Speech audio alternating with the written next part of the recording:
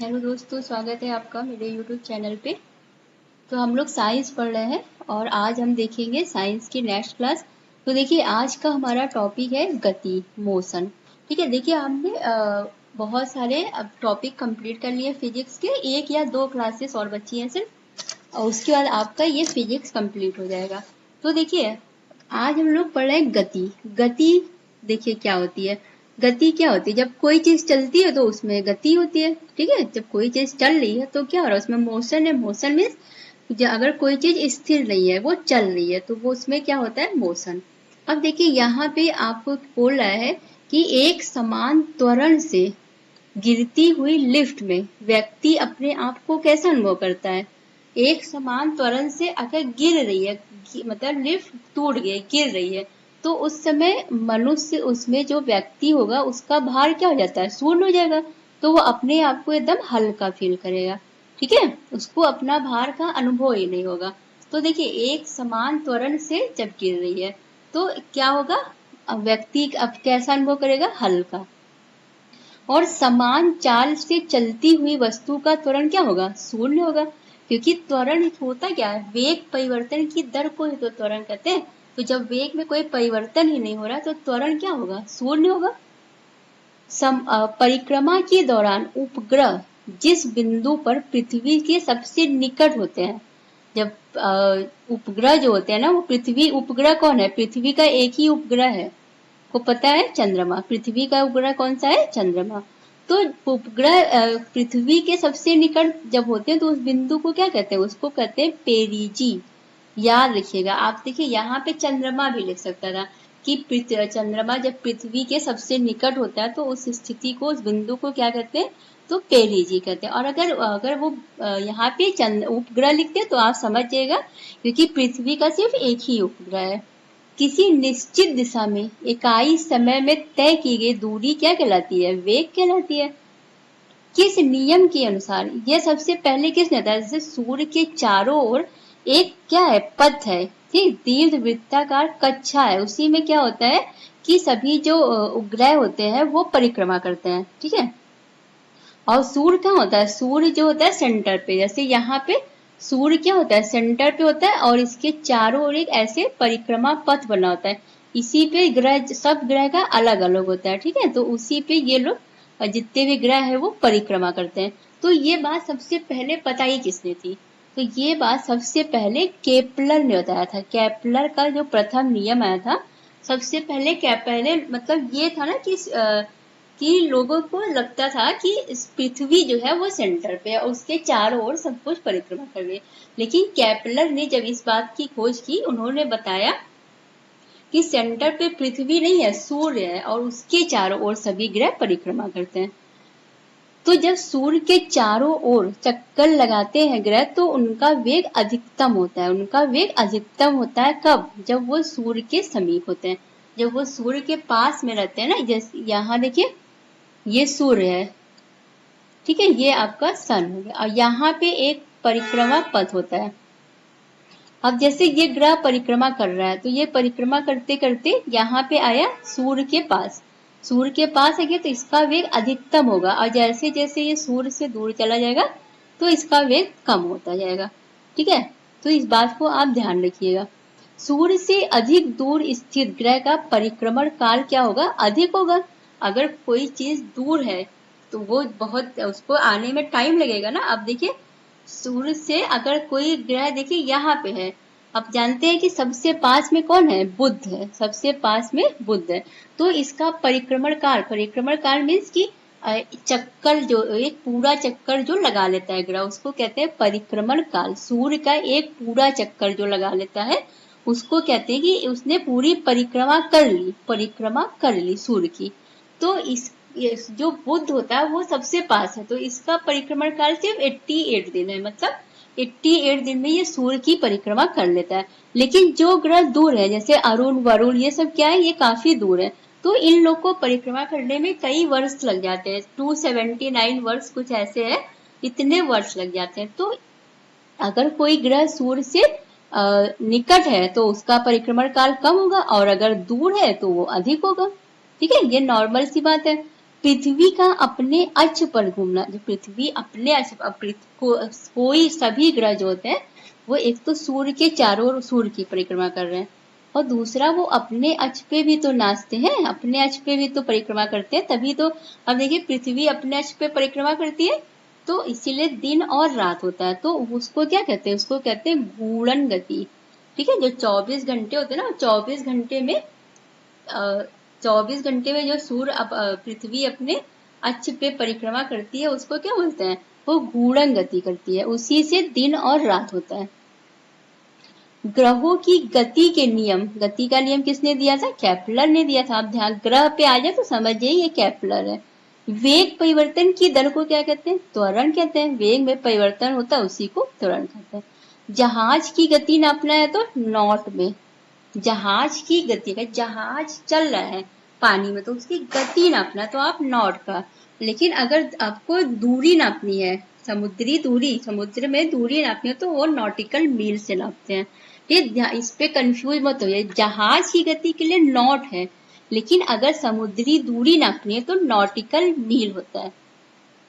तोप से छूटे गोले का पथ कैसा होता है, परवलयकार होता है, परवलयकार होता है। ठीक है, जैसे आपने कभी बॉल फेंका, ऊपर आप बॉल फेंकिए तो आप देखिएगा बॉल ऐसे परवलय बनाते हुए, पैराबोला होता है उसको ना, परवलय पथ बनाते हुए तब नीचे गिरती है। तो उसी वैसे ही जब तोप से गोली छूटते हैं तो वो भी परवलयकार पथ बनाती है। ये पुस्तक ध्यान रख लीजिएगा, न्यूटन की एक पुस्तक थी प्रिंसिपिया। इसमें इन्होंने अपनी सारे जो इन्होंने अपने 3 नियम बताया थे ना गति के, उसका उन्होंने इसी में एक्सप्लेन भी किया है। जब ग्रह सूर्य से दूर होता है तो ग्रह का वेग कम होगा। ठीक है, अभी मैंने बताया था ना, जब पास आ जाता है तो इसका वेग बढ़ जाता है, और जब दूर रहता है तो इसकी कम रहेगा। न्यूटन का तृतीय नियम, तृतीय नियम क्या होता है, तृतीय नियम कहता है कि प्रत्येक क्रिया के बराबर, जितनी क्रिया किसी चीज पे लगती है परंतु उसके विपरीत दिशा में प्रतिक्रिया जरूर होती है। जैसे अगर देखिए बंदूक से जब कोई गोली मारता है ना, तो जैसे गोली उसमें से आगे निकली तो जो बंदूक चलाता है उसको झटका लगता है पीछे की ओर। ठीक है, तो ये क्या है, न्यूटन का मतलब उसने जितना प्रतिक्रिया दी, जितना उसने क्रिया किया, गोली चलाने में क्रिया की उसने, ताकत लगाया, उतना ही ताकत उल्टा विपरीत दिशा मतलब उसी को आके लगेगा। तो इसको न्यूटन का तीसरी नियम कहते हैं। जैसे रॉकेट का आगे बढ़ना, रॉकेट आगे कैसे बढ़ता है, जब रॉकेट को आगे बढ़ाने के लिए यहाँ से पावर देते हैं तो वो रॉकेट भी उसको नीचे की ओर धक्का देता है और इससे वो ऊपर की ओर उड़ जाता है। ठीक है, पृथ्वी पर पलायन वेग कितना है, 11.2 किलोमीटर प्रति सेकेंड। पलायन वेग मतलब एक ऐसा वेग होता है जिस वेग से अगर किसी उपग्रह को भेज दिया जाता है तो फिर वो पृथ्वी पे वापस नहीं आ सकता। ठीक है, अगर किसी पिंड को अगर 11.2 किलोमीटर प्रति सेकेंड के वेग से अगर फेंक दे पृथ्वी से तो फिर वो पलायन कर जाएगा, मतलब फिर वापस नहीं आएगा। ठीक है, इसको क्या कहते हैं, पलायन वेग। 25 ग्राम के पिंड, 25 ग्राम के पिंड के लिए पृथ्वी से पलायन करने का वेग क्या होगा, 11.2, उतना ही रहेगा, चाहे द्रव्यमान पे डिपेंड नहीं करता, ये इस पे नहीं भार कितना है, उस पलायन वेग सिर्फ इतना ही 11.2 किलोमीटर प्रति सेकेंड ही होता है। अब चाहे वो 25 किलो का, चाहे 40 किलो का हो, चाहे 100 किलो का हो, आपको इससे नहीं, आपको क्या देखना है कि बस ये आपको ध्यान रखना है कि इसका पलायन वेग सिर्फ 11.2 किलोमीटर प्रति सेकेंड, ये भी ध्यान। तब एक सेकेंड में अगर कोई चीज 11.2 किलोमीटर पृथ्वी से चल रही तो फिर वो पलायन कर जाएगी, पृथ्वी पे वापस नहीं आएगी। किस बल के बिना वस्तु या कण का वृत्ताकार पथ पर गति करना संभव नहीं है। अभिकेंद्री बल, अभिकेंद्री बल क्या होता है, केंद्र की, अगर कोई ऐसे देखिए सर्कल है, ठीक है, एक वृत्ताकार पथ है, अब इस पे कोई कण अगर गति कर रहा है तो ये सिर्फ तभी संभव जब इस पे एक इस तरफ फोर्स लगे, अभी केंद्र मतलब केंद्र की ओर, अभी केंद्र, ठीक है, मतलब केंद्र की ओर से उस पे एक बल लगता है जो कि इसको खींचता है, इसीलिए ये इस पथ पे चल पाता है। अगर अभी केंद्रीय बल नहीं होता तो फिर वृत्ताकार पथ पे गति संभव नहीं होती। अभिकेंद्री बल के जैसे देखिए पृथ्वी का सूर्य के चारों ओर चक्कर लगाना, जब पृथ्वी सूर्य के चारों ओर चक्कर लगा रही है तो देखिए तो उस पे एक अभिकेंद्री बल लगता है जिससे वो अंदर की ओर खींचता है अपनी ओर, ठीक है। इसी वजह से वो पृथ्वी सूर्य के चारों ओर चक्कर लगा लेती है। इलेक्ट्रॉन के नाभिक चारों ओर जो घूमते हैं, चौराहे पे मुड़ते समय साइकिल सवार का झुक जाना, जो साइकिल सवार झुक जाता है उससे क्या होता है, क्योंकि अब देखिए चौराहे पे हम लोग तो देखते हैं आप कि ऐसे मार्ग उसका सर्कल आ जाता है ना, सर्कल। तो आप जब उस पे ऐसे झुकते हैं तो उससे क्या होता है, आप अभी केंद्रीय बल लगाते हैं जिसकी वजह से आप साइकिल को मोड़ लेते हैं। और एक होता है अपकेंद्री बल। अपकेंद्री बल ये बाहर की ओर बल लगाता है। अब देखिए अभी मतलब अंदर की ओर, अप मतलब बाहर की ओर। जैसे कपड़ा सुखाने की मशीन, दूध से मक्खन निकालने की मशीन, ड्राई क्लीनर, सर्कस में मौत के कुएं में जो आपने देखा ना बाइक से सर्कस में आपने देखा है मौत का कुआं, उसमें वो जो बाइक से चक्कर लगाते हैं वो सब किस वजह से हो पाता है, वो अभी केंद्र अपकेंद्र। ये देखिए दो में बहुत आपको कंफ्यूजन हो सकता है। एक आप अगर इसका मतलब आप समझ गए, अभी केंद्र तब केंद्र की ओर, केंद्र की ओर लग रहा है। अपकेंद्र मतलब केंद्र से दूर, केंद्र से दूर लग रहा है। अब देखिए सर्कस में जो मौत के कुएं में अब वो चक्कर लगा रहा है, अब अगर उसके ऊपर अभी केंद्रीय बल लगता है तो क्या होगा, वो उसमें गिर जाएगा क्योंकि उसके ऊपर अंदर की ओर खींचेगा। लेकिन अप केंद्र से क्या होता है, वो उसको बाहर की ओर ठेलता है, इसलिए वो सर्कस मौत के कुएं में बाइक चला लेते हैं, ठीक है। इसके लिए बहुत प्रैक्टिस करनी पड़ती है। प्रक्षेप गति क्या होती है, जैसे तोप से छूटा भाई परवलयकार पथ जो बनाता है ना, जैसे कोई गति करते हुए परवलयकार पथ बना ले रहा है तो उसको क्या कहते हैं, प्रक्षेप्य गति। जैसे तोप से छूटे गोले की गति, ईंधन समाप्त हो जाने के बाद रॉकेट की गति, हवाई जहाज से गिराए गए बम की गति, छत पर खड़े होकर 36 दिशा में फेंके गए गेंद की गति, बल्ले के द्वारा टकराई गई गेंद की गति। ये सब आप कभी ध्यान से गौर करके देखेंगे। अगर आपको ऐसे नहीं तो आप एक बार वीडियो चला के हर छोटी छोटी से देख लीजिएगा तो आपको पता चलेगा कि ये प्रक्षेप्य गति मतलब जो परवलयकार पथ बना रहा है। देखिए आप जब इसे बॉल फेंकते हैं, आप कभी आप ऊपर की ओर बॉल फेंकते हैं तो बॉल हमेशा एक परवलयकार पथ बना के तब नीचे गिरती है, ठीक है। घूर्णन गति के उदाहरण क्या क्या है, घूर्णन गति देखिए पृथ्वी का अपनी अक्ष पे घूमना। घूर्णन गति क्या होती है, जिसमें देखिए एक केंद्र होता है वो स्थिर रहता है और उसी के चारों ओर ये चक्कर लगाते रहते हैं, तो इसको कहते हैं घूर्णन गति।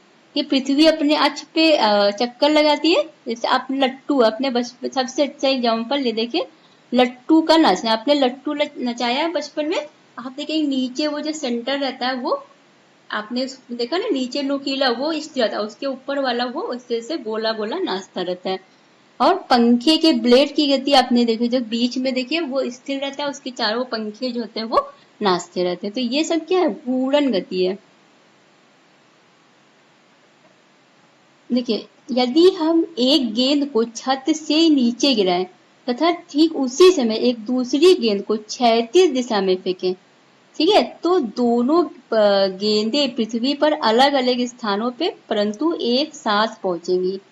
ध्यान रखिएगा, अगर चाहे आप 36 दिशा में फेंकें और चाहे आप ऊपर से नीचे गिराएं, अगर आप एक गेंद को छत से ऊपर से नीचे गिराएं और ठीक उसी समय एक दूसरी गेंद को आप 36 दिशा में फेंक दें तो दोनों गेंदें पृथ्वी पर अलग अलग स्थान पे परंतु साथ पहुंचेंगी, ठीक है। तोप से छूटे गोले का गमन पथ परवलयाकार होगा, परंतु अगर बहुत दूर तक मार करने वाली कोई मिसाइल है तो उसका गमन पथ परवलयाकार नहीं होगा। जैसे दूर तक जाने वाली एक मिसाइल है जो कि देखिए मार करने वाली जो मिसाइलें हैं वो एक ऐसे परवलयाकार पथ थोड़ी ना बनाएंगी, ठीक है। उनका क्या होगा, उनका गमन पथ अलग होगा। पिंड का अधिकतम परास, अगर पिंड का अधिकतम परास प्राप्त करना है तो पिंड को 45 डिग्री पर प्रक्षेपित किया जाना चाहिए। अधिकतम परास में अगर बहुत दूर तक, जैसे आप परवलयाकार भेजते, अगर आप 45 डिग्री से कोई अगर किसी बॉल को आप फेंकिए तो वो बहुत दूर तक जाके गिरेगी, ठीक है। वो जो बनाएगी परास वो क्या होगा, वो बहुत 45 डिग्री से अगर आप फेंके एक बॉल को तो उसका जो रेंज होगा वो बहुत दूर तक होगा, ठीक है। यदि कोई पिंड ठीक पृथ्वी तल के बजाय तल से कुछ ऊपर उठाकर फेंका जाए, तब पृथ्वी पर अधिकतम परास प्राप्त करने के लिए को 45 से कुछ छोटे कोण पर फेंकना चाहिए। ठीक है। देखिए, एक तो आपने एकदम पृथ्वी के तल से फेंका, और अगर क्या रहेगा, अगर आप उसको पृथ्वी के तल से थोड़ा सा उठा ले, जैसे कि भाला फेंकते हैं, भाला, तो भाला जब फेंक रहा है तो वो अपने हाथ में, आपने देखा होगा, पहले उसको ऊपर उठाते हैं और फिर फेंकते हैं। तो उस समय 45 डिग्री का कोण बनाना जरूरी नहीं। अगर बहुत दूर फेंकना है, मतलब अधिकतम परास, मतलब इस सबसे अधिक दूर तक जाए, तो उस समय अगर देखिए भाला फेंका, अब आप सोचिए भाला फेंक रहे हैं तो हाथ जमीन से तो फेंकेगा नहीं, ऊपर उठा के फिर फेंकते हैं, तो जमीन तल से नहीं, अगर जमीन तल से थोड़ा सा ऊपर उठा के फेंकना है और अधिकतम परास चाहिए, तो 45 डिग्री से कम कोण पे भी फेंक सकते हैं। डिस्क थ्रो, ठीक है, चक्का फेंका, आपने खेला होगा ना ऐसे लेके, डिस्क थ्रो आपने बचपन में खेला होगा। तो ये सब क्या होता है, ये सब अगर आपको इसके लिए अधिकतम दूरी प्राप्त करनी है, तो आपको 45 डिग्री से कुछ छोटे कोण पे भी आप ये फेंक सकते हैं। देखिए क्वेश्चन होता है, ये क्वेश्चन आएगा ऐसे ही, ठीक है, कि अगर भाला फेंकने के लिए अधिकतम परास चाहिए तो कोण कितना होना चाहिए, ऐसे क्वेश्चन पूछेगा। तो उसमें ऑप्शन रहेगा 45 डिग्री, 45 डिग्री से कम, 45 डिग्री से ज्यादा, कुछ ऐसे ऑप्शन देंगे। तो आपको पता होना चाहिए कि अगर पृथ्वी तल से कोई चीज थोड़ा सा ऊपर उठा के तब फेंक रहे हैं और अधिकतम परास चाहिए, तो हमें 45 डिग्री से कम कोण पे फेंकना पड़ेगा। ठीक है।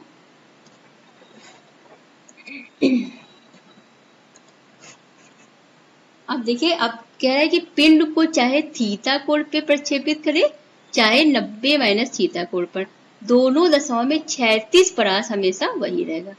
जो 36 परास रहेगा वो हमेशा वही, 36 परास मतलब जो 36 दूरी, जो इसकी 36 दूरी रहेगी वो हमेशा वही रहेगी। 36 वृत्त में अचर चाल में घूमती हुई एक वस्तु के लिए क्या नियत रहता है, गतिज ऊर्जा उसकी नियत रहेगी। अगर कोई 36 वृत्त है, 36 वृत्त ऐसे है, ठीक है, 36 वृत्त, 36 में जानते ना, वैसे लेटा हुआ जो कि हॉरिजेंटल, तो 36 बीच में अगर कोई वस्तु अचर चाल से चल रही है, मतलब उसकी चाल नहीं बदल रही है, अचर चाल से चल रही है, तो इसका गतिज ऊर्जा भी नियत रहेगा। ठीक है। देखिए गतिज ऊर्जा होती क्या, हाफ इक्वल टू mv²। अब जब ये v कांस्टेंट है, अब v क्या है, अचर चाल बदली नहीं रही है, तो काइनेटिक ऊर्जा क्यों बदलेगी, वो भी सेम रहेगी, ये भी नहीं बदलेगी।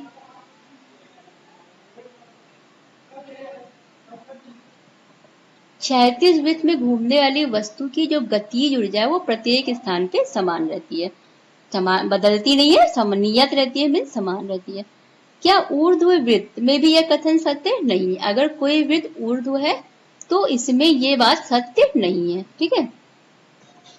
एक कण समान चाल से वृत्ताकार पथ पर चक्कर लगाता है, तो कण का त्वरण त्रिज्या के साथ साथ बदलेगा, जैसे जैसे त्रिज्या बदलेगी, अगर समान चाल से, अगर एक समान चाल से एक वृत्ताकार पथ है, ठीक है, एक क्या कह रहा है कि एक कण है वो एक समान चाल से वृत्ताकार पथ पे चल रहा है, तो कण के त्वरण की दिशा क्या होगी, कण के त्वरण की दिशा सदैव उस वृत्त के केंद्र की ओर होगी। ठीक है, कण का त्वरण, अब यहाँ देखिए, अगर यहाँ पे क्या था कि एक कण अगर समान चाल, इस पर ध्यान देकर, समान चाल नहीं बदल रही है और वो वृत्ताकार पथ पे चक्कर लगा, तो उसका कण का त्वरण क्या होगा, वो त्रिज्या के साथ साथ बदलेगा, त्रिज्या के साथ साथ बदलेगा, जैसे जैसे त्रिज्या बढ़ेगी वैसे वैसे वो भी अपना बढ़ेगा। अब एक कण एक समान चाल से वृत्ताकार पथ पे चक्कर लगा रहा है, तो कण के त्वरण की दिशा किधर होगी, हमेशा केंद्र की ओर ही होगी, हमेशा केंद्र की ओर होगी। एक कण एक समान चाल से वृत्ताकार पथ पर चक्कर लगाता है, तो पथ के प्रत्येक बिंदु पर कण के वेग की दिशा क्या होगी, स्पर्श रेखीय, मतलब टेंजेंशियल, टेंजेंट बनाएगी एक। ठीक है। अगर देखिए, अब तीनों चीज आप ध्यान दीजिए यहाँ पे। अब देखिए, अब पहले आप यहाँ देखिए, कण एक समान चाल से चल रहा है, ठीक है, वृत्ताकार पथ पे, एक वृत्ताकार पथ है ऐसे, और इस पे एक कण है एक समान, उसकी चाल नहीं बदल रही, था उसका वेग जो है एक समान चाल से वो चल रहा है। ठीक है।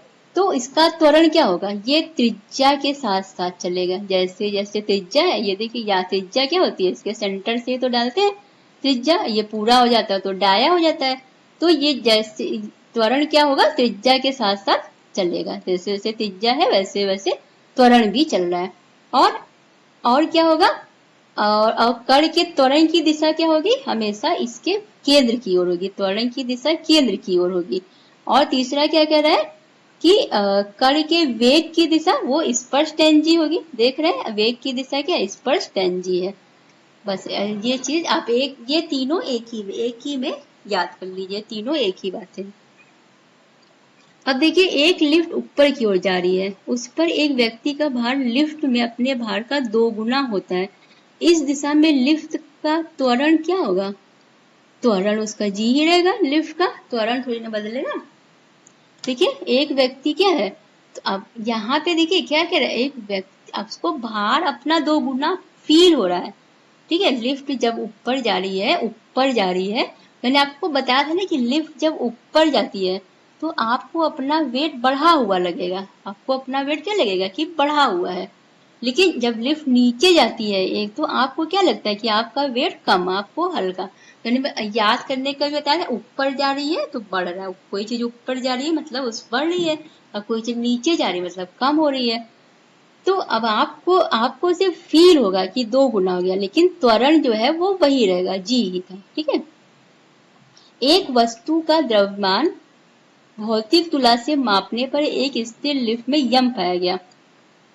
यदि वह लिफ्ट ए के त्वरण से ऊपर जाने लगे तो उस वस्तु का द्रव्यमान का माप कितना होगा। तो देखिए, द्रव्यमान की जो माप आएगी वो क्या होगी, एक तो उसके ऊपर जो त्वरण लग रहा है और एक जो उसका गुरुत्वीय त्वरण है लिफ्ट का। लेकिन उसका जो द्रव्यमान है वो तो यम ही रहेगा हमेशा, उसका द्रव्यमान यम है। और उस पे जो द्रव्यमान का माप किया जाएगा वो क्या क्या हो जाएगा, एक तो इस पे लगने वाला त्वरण और दूसरा हो जाएगा कि जो लिफ्ट है उस पे गुरुत्वीय त्वरण। आप इसको याद रखिएगा, ये 1 + a/g हो जाएगा। ठीक है, आपेक्षिकता के विशेष सिद्धांत के अनुसार किसी कण का द्रव्यमान एक प्रेक्षक के संबंध में वेग में बढ़ोतरी के साथ साथ बढ़ता है।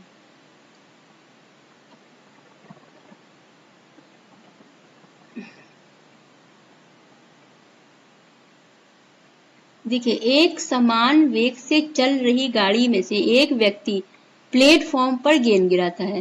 प्लेटफॉर्म पर खड़े एक प्रेक्षक के द्वारा देखे जाने वाले गेंद का पथ कैसा होगा, परवलयकारी होगा। हमेशा याद रखिएगा, गेंद का पथ परवलयकार होता है। ठीक है, सड़क पर चलते समय किसी बैलगाड़ी के पहिए की गति किसका उदाहरण है, स्थानांतरी और घूर्णी गति। ठीक है, बैल का जो पहिया चलता है बैलगाड़ी में तो वो स्थानांतरी होता है, तो उसका स्थान क्या होता है, हमेशा बदलता रहता है। और लेकिन उसकी गति कैसी होती है, घूर्णन गति। ठीक है, तो याद रखिएगा स्थानांतरी और घूर्णन होती है। यदि एक प्रेक्षक का क्षैतिज पर अधिकतम ऊंचाई का 4 गुना है तो प्रेक्षक का कोण कितना होना चाहिए, 45 डिग्री होना चाहिए। ठीक है, 45, ये आप ध्यान रखिएगा, 45 होना चाहिए। तो देखिए, ये बहुत इंपॉर्टेंट टॉपिक था गति का, इसमें से कई सारे क्वेश्चन बनेंगे, आप इसको बहुत अच्छे से पढ़ लीजिएगा। अब देखिए, इसके बाद सिर्फ एक लास्ट क्लास है, वो हम लोग कल कंप्लीट कर लेंगे, फिर हम लोग केमिस्ट्री को स्टार्ट करेंगे। ठीक है, देखिए, अगर आपको क्लास अच्छी लग रही है या आपको कुछ और पढ़ना है, इसमें आपको कुछ समझ में नहीं आ रहा तो मुझे कमेंट बॉक्स में जरूर बताया करिए। तो अब हम लोग नेक्स्ट क्लास में मिलेंगे। Thank you.